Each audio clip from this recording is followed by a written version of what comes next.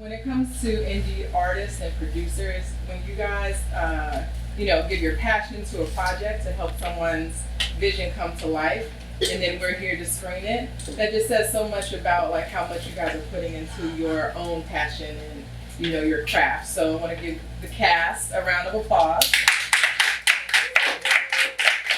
you guys invited just to help to do the Q&A and moderate it following the feature film. So we're gonna watch the film, I'll introduce the cast, and then we'll get into the Q&A. So without further ado, Mama Don't Make Me. Don't try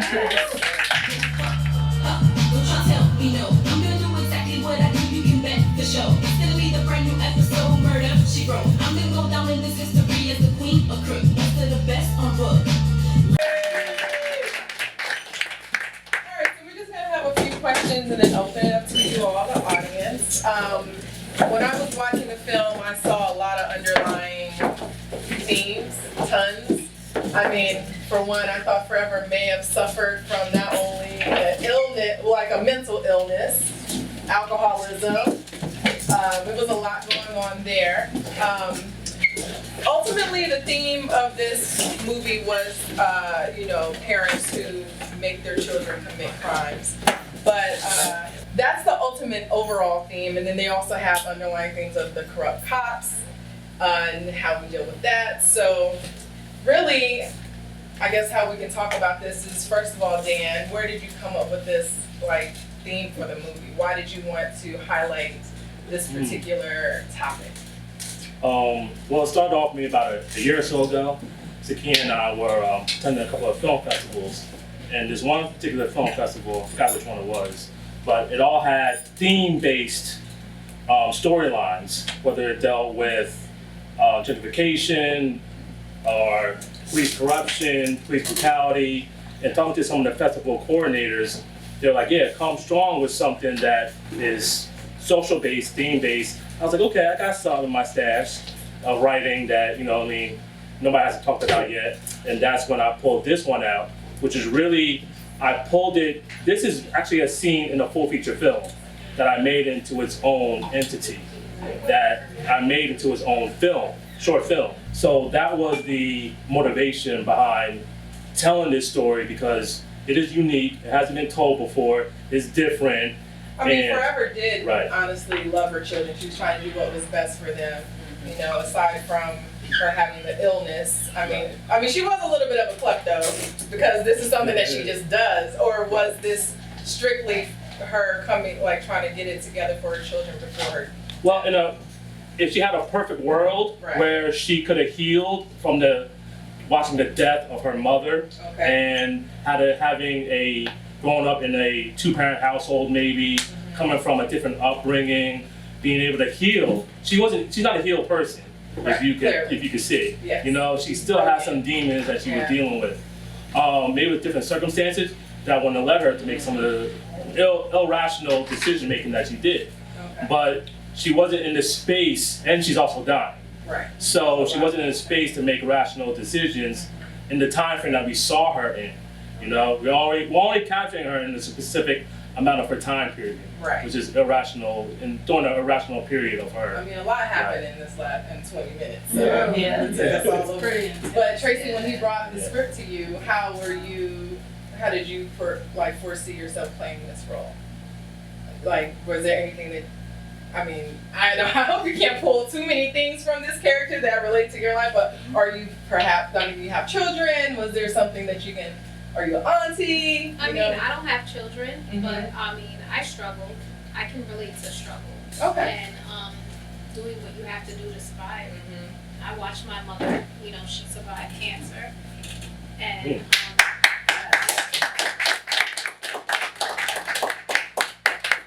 she survived cancer, but she still did what she had to do to take care of us. It was me and my brother and my nephew. So I could understand where she comes from, doing what you have to do for your kids, no matter what, to survive, to take care of them, because there's nobody else. You gotta do what you gotta do, There's nobody else that's gonna help you, and you don't have time to think about, am I doing the right thing, or who's gonna judge me? You just know that you have mouths to feed. You gotta do what you gotta do to take care of your kids. That's it. Right. Let me just get what that is. It was, why don't you get a life? You turned your back on your race. For what? To join a fraternity of white supremacists who kill our brothers and sisters in these streets every day. You disgust me, you race traitor. Why was that something that you wanted to also highlight in this film? I mean, again, lots of layers peeled back in this short, but why was that important for you? A lot of us times we put ourselves to our art and how we feel about what's going on at certain times. And not to like sugarcoat anything, that's how I feel about certain police. They're a part of blue before black, blue before human, blue before anybody else. It's like a culture of gangs that they are a part of. And I'm anti that, you know what I mean? And that's why I put into my writing. You know, you race traitor, what was the line again? I forgot, but it's Oh, that you're in a fraternity of white fraternity. Yeah. That's what they think of themselves as a fraternity, you know what I mean? Yeah. And a lot of times they're not for our protection, they're really our obstacle, Right. you know? And that's something I wanted to express as But you a know personal what? concern. Honestly, Go ahead. it's not even Yes. certain. I hate to say this, but it's not even certain police officers, because it's like they say you can't judge them based off of a few bad apples, but do the good apples report the bad apples when they do something? Right. No. No, That's their they have brotherhood, this brotherhood, they have this code amongst each other. Even when they see somebody else do something wrong, when their own do something wrong, they don't say anything. And that's the problem that I have with them. How is it that we're supposed to trust you to protect us when you constantly kill us, you constantly terrorize our neighborhoods, and there's no type of consequences or repercussions? Right. So when I look at them, I can't help but feel a certain way. Like, I'm openly saying that. I just, it's hard. You shouldn't say that, but I just.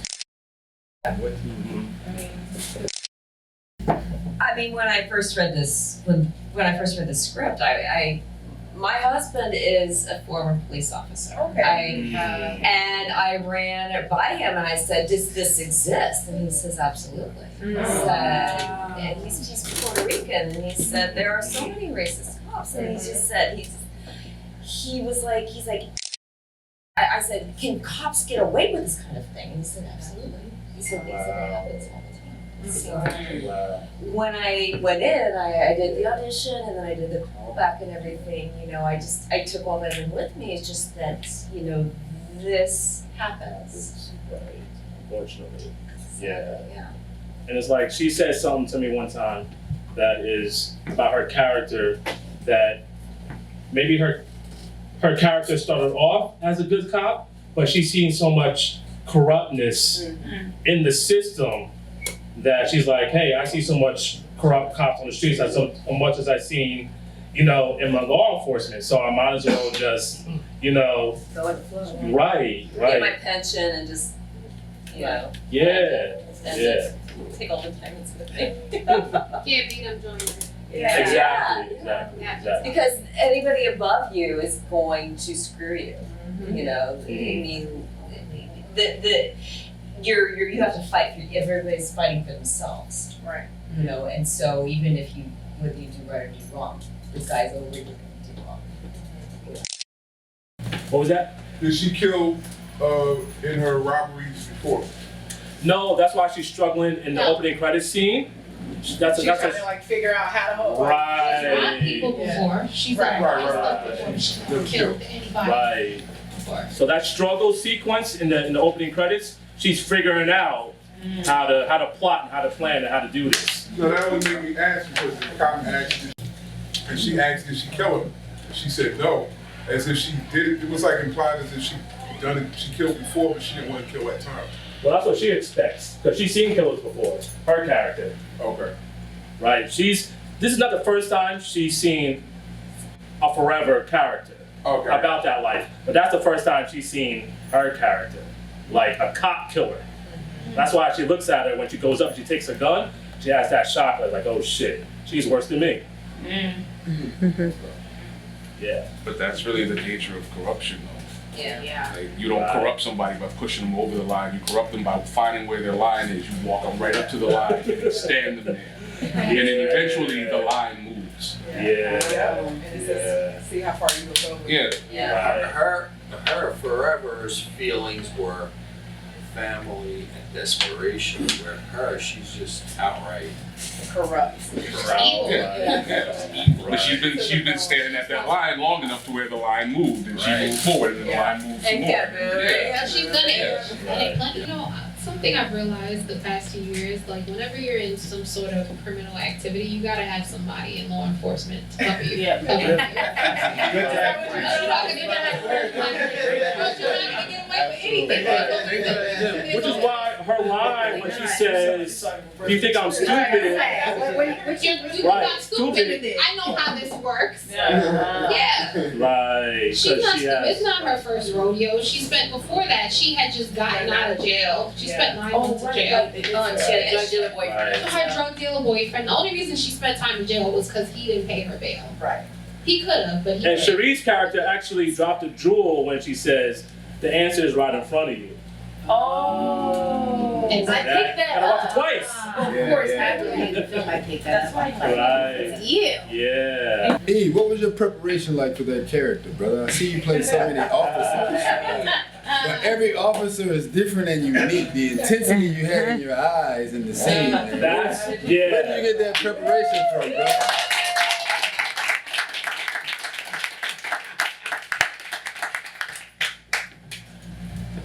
Well, for that particular scene, it's not really any much preparation. Somebody standing with a gun in your face.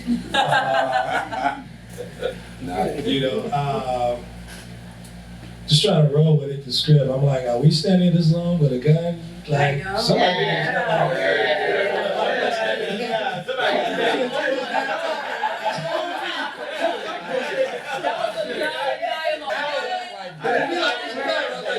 This close, like, how about this distance? I got not closer. Like, you sure?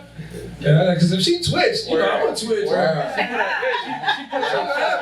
Yeah, I checked that. So, yeah, so we worked out. So I'm just trying to keep the intensity up without That's it. shooting. Yeah. And then my partner, she was almost talking and trying to talk her down. Yeah. So I was saying, It was hard to be calm because I thought I had to be more like I said. Dang, I'm like hyper too. Like, listen, she got these 2 girls here. She got a gun up. She got a gun in front of her 2 girls. I'm a mom in this, so like, what are you doing? Like, and I'm like, okay, I'm calm. I mean, I saw a moment in your face where you know, when you guys were having the dialogue back and forth, and you were like telling her you're teaching them, you know, to be worse than you. You know what I mean? So. Full judging. but other than that, It's set up for failure in That's life. probably the reason Forever didn't get shot. The girls. And that is, Right. yes, Oh, that's what I was yeah, thinking. My yeah. character was like, I don't want to take her away from her children or Right. take their mom Yes. away from them. Right. But I still can't let you get away with this. Right. So like, how should I act? Like, so that's what I was like, great restraint. He's the big one. He's the you're the angry, and I'm her like, char- be calm. Somebody Sakia's else. character, it starts off when Somebody it else. starts off she wants to take her down as a normal cop. She stays on her cop protocol. Then after going through her dialogue, she finds out like she dying of cancer. So now it's like she's trying to talk her off the ledge Right. a little Yeah, I bit. don't want to kill her. And right, and then that's where Tracy's character is, she's like, sister, I do need, you know what I'm saying? She calls her sister. You know, 2 lines before she called her a race traitor, but now she's like, you know, they're if they had more time, Right. these 2 characters, they probably could have worked it out. Yeah. so hard and so long in this case, and it comes so far to just let it slip away like that. Yeah. Just, you know, use things in your real life. Pleasure back in college, you played so long, like, I'm not dropping. Yeah, she's so right. So we had that connection. Yeah. When Precious adopted. We had that connection. You know, worked so hard, I was like, all right, we're not going to let this go for nothing. They're not going to give us what we need. We're gonna do it We're ourselves. going to do it ourselves. You know, and that was the motivation for that we carried it to the characters. And She was like, "Oh, are you on that whole Black Lives Matter thing? All lives matter." I said, "Sweetheart," I said, "I never tired of seeing these unarmed children being killed by police officers, and they're not just attacking young men; they're attacking young women as well." And I said, "That's why it's the whole Black Lives Matter, because you guys aren't being savagely murdered for no reason. You guys aren't being killed when you're unarmed and saying, I can't breathe, or my hands are up, or I'm unarmed, or you're just walking through your neighborhood. That's not happening to you. I said it's happening to us, and that's why that has come about. Cause we don't like the police unless you white. That's real talk, you know what I mean? Because they were made to protect them. All right, we get it, we know it. The moment she said it and the way she did it, it was beautiful, in my opinion. I just wanted to share. I apologize. I'm gonna keep it short. Okay, growing up, I grew up Catholic, but as I got older, as I went to college, I became more spiritual, and I learned more about African spirituality. So I learned more about ancestral worship and spiritual worship and deities and meditation and stuff like that. So I learned what happens, like, you know, a lot of people think death is the end. And it's really not. It's another chapter. It's just another transition. Sure. When you're dealing with religions such as Santeria, Voodoo, you know, the ancestors are number one, you know, and that's why you see that I have the shrine, I have my mother there, I have the cigar, I have the rum.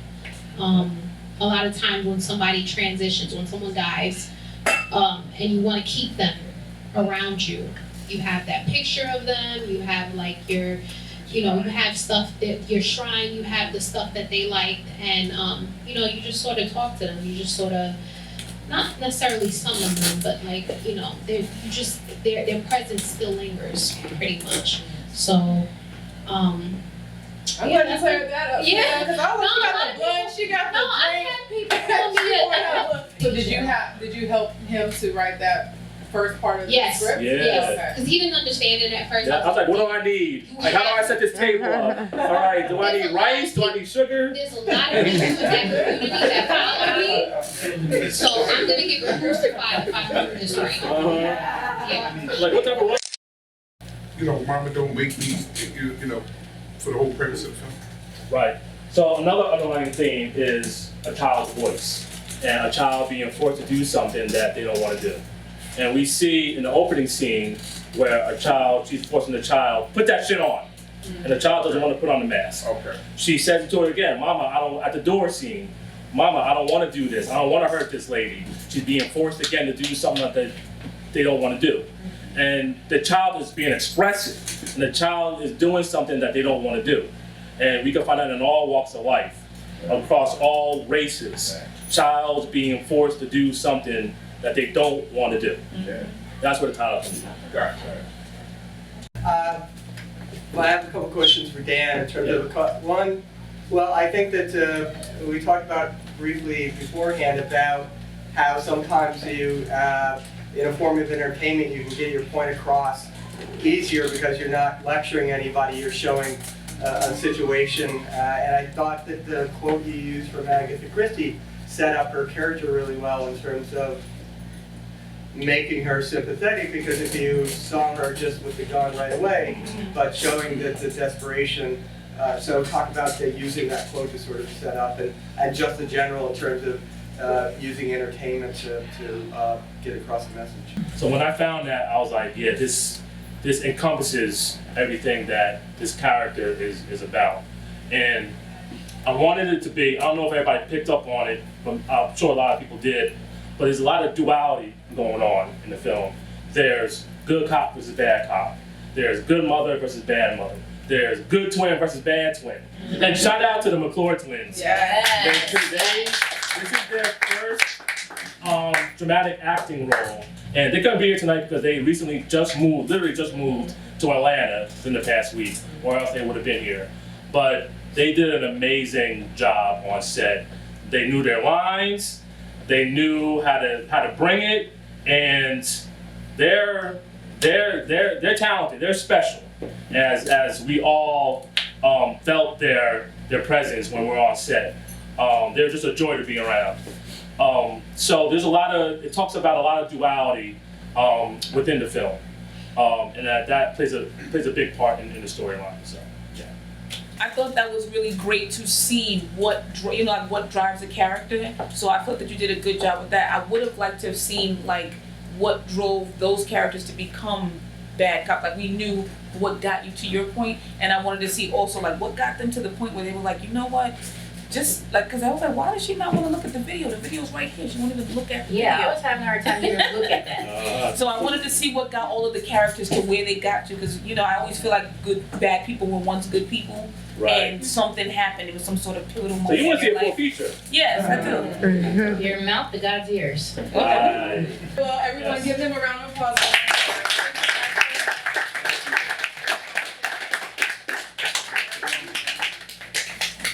Thank you. Thank you everybody for coming. Thank you for coming. Oh, yeah. Toast number 2. Thank you again, everybody. More bookings. Everybody say more bookings.